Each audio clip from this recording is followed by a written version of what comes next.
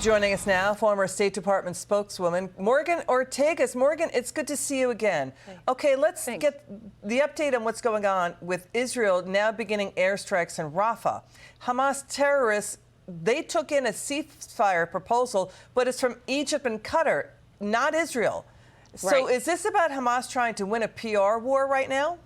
That's exactly what it's about. So let's look to last week and see what happened. There's been ongoing negotiations. There was a real ceasefire deal on the table that Israel had agreed to, that even Tony Blinken thought was reasonable. Qatar and Egypt were urging Hamas to take the deal. They did not take the deal last week. Additionally, you saw over the weekend, you actually saw Hamas kill 4 Israeli soldiers while they were trying to rocket a convoy of aid trying to get into the Palestinians. Why is that important, Liz? It's so important because, you know, Hamas tries to claim, and the protesters here in the United States try to claim that Hamas is for the Palestinian people.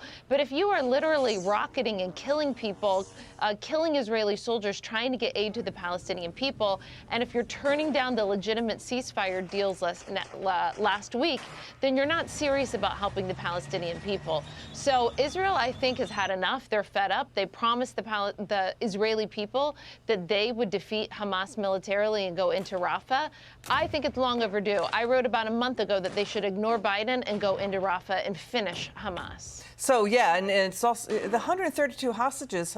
Hamas made no mention of that. Let's move back to here in the United States. Let's talk stateside. You're going to let's show families and parents and students booing pro-Hamas protesters disrupting the University of Michigan graduation. This happened on Saturday. You know, Morgan, people are fed up. The crowd cheered when police removed these protesters, but more schools like Columbia are canceling graduation ceremonies.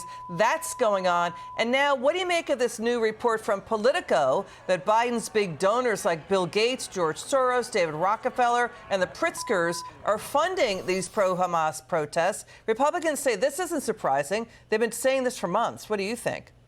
I think it's a self-owned by the Democratic Party, because these protests are actually hurting Biden in the polls.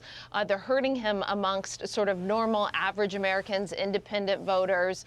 People don't like this. They don't like seeing these mobs, which half of them aren't even students, but they don't like seeing on university campuses calling for the extermination of the Jewish people. They've taken over schools. They've made it the most unsafe time in modern American history for Jewish students to be able to even go to class or to wear religious symbols.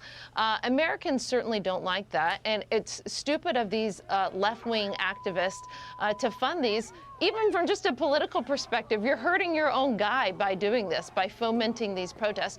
But really, we know it's not about the Palestinians. Whether it is Black Lives Matters or Occupy Wall Street or whatever the latest left-wing cause is, this is what they do. They they're fund professionals. And they promote this. They have nothing to do. They're not students. Let's get your reaction to this. Watch.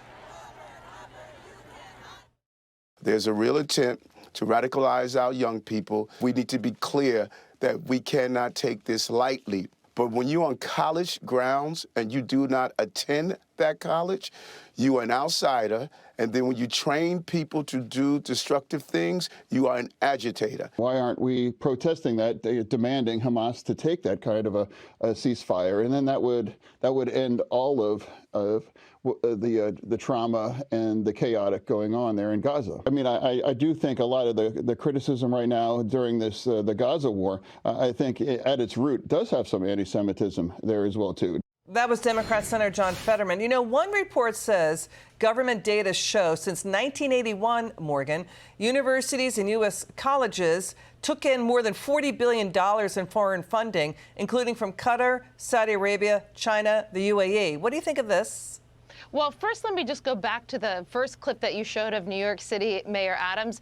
That is the, former cop that was elected mayor that so many people wanted to see. And for the beginning of his tenure as being mayor, he didn't act like the former cop that people thought they had elected. So I think it's about high time that he start to stand up for Jewish citizens. And so we're grateful for that.